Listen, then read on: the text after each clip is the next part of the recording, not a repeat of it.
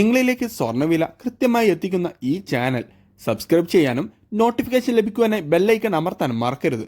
അതുകൂടാതെ നിങ്ങളുടെ ഓരോ ലൈക്കും വിലപ്പെട്ടതാണ്. ലൈക്ക് ചെയ്യാൻ മറക്കരുത് കേട്ടോ.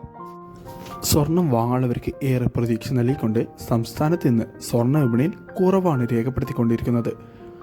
അന്താരാഷ്ട്ര വിപണിയിൽ ഒരു ഔൺസ് സ്വർണത്തിന് $2380 പരിധിയിൽ വ്യാപാരം പുരോഗമിച്ചുകൊണ്ടിരിക്കുമ്പോൾ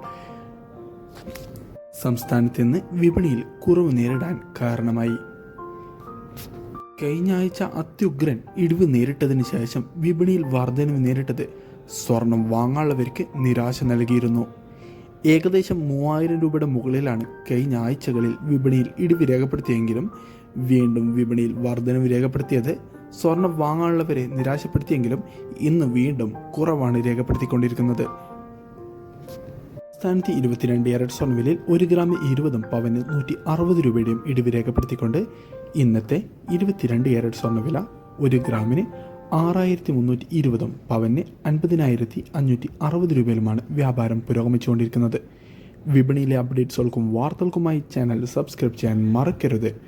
thanks for watching gold price Kerala today.